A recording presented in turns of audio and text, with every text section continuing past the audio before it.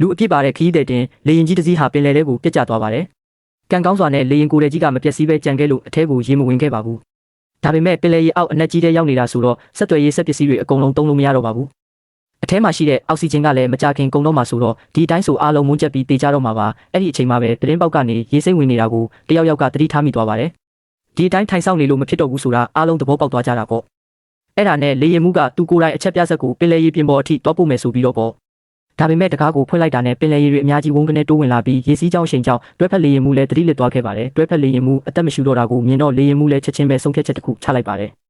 သူလှည့်ပြီးတကားဝက်စီတန်းကူးသွားကအချက်ပြဆက်ပါတဲ့အိတ်ကိုဖွင့်လိုက်တော့အဝါရောင်အသက်ကယ်ဘောကပေါင်းကနေဖောင်းထွက်သွားပြီးအချက်ပြဆက်ကိုရေပြင်ပေါ်အထိဆွဲတင်သွားပေးခဲ့ပါတယ်အနီးနားမှာစစ်ရေးလေ့ကျင့်နေတဲ့ရေတပ်စစ်တင်မော့ကအဲ့ဒီအချက်ပြလိုင်းကိုချက်ချင်းဖမ်းမိသွားပြီးလေရင်မှုကိုမြ мян ဆန်ဆန်ပဲတွားကယ်တင်နိုင်ခဲ့ကြပါတယ်ကယ်တင်ချင်းခံလိုက်ရတဲ့လေရင်မှုကလေရင်အထဲမှာအသက်ရှင်ကျန်ရစ်သူတွေအများကြီးရှိသေးကြောင်းအကြောင်းကြားလိုက်တာပေါ့အချိန်မီမကယ်နိုင်ရင်အောက်ဆီဂျင်ပြတ်ပြီးအားလုံးတေကုန်ကြတော့မှာပါအချိန်မဆိုင်တော့ပဲစစ်တင်မော့ကပတိန်ကကယ်ဆယ်ရေးစစ်စင်ရေးကိုချက်ချင်းအမိန့်ပေးလိုက်ပါတယ်မကြခင်မှာပဲကယ်ဆယ်ရေးအဖွဲ့ကပြတ်ကျနေတဲ့လေရင်ကိုရှာတွေ့သွားပေမဲ့တွေ့လိုက်ရတဲ့အခြေအနေကြောင့်အံ့အားသင့်သွားကြပါတယ်အခြေအနေကအတော်လေးစိုးရိမ်ရတာပါလေရင်ကိုယ်ထဲကိုသာဖောက်လိုက်ရင်အထဲကိုရေတွေချက်ချင်းဝင်သွားပြီးအတွင်းထဲကဘယ်သူမှအသက်ရှင်မှာမဟုတ်တော့ပါဘူးအဲ့ဒါနဲ့ကယ်ဆယ်ရေးအဖွဲ့ကအစီအစဉ်တစ်ခုဆွဲလိုက်ကြပါတယ်ရေရဲပင်အားကိုတုံးပြီးလေရင်တစ်စီးလုံးကိုရေပြင်ပေါ်အလိုလျောက်ပေါ်လာအောင်လုပ်ဖို့ပေါ့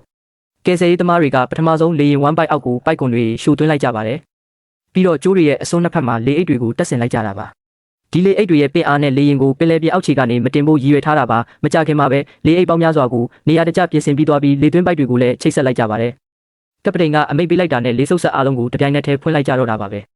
ဒါကြောင့်လေအိတ်ကြီးတွေကဖြည်းဖြည်းချင်းဖောင်းတက်လာခဲ့ပါတယ်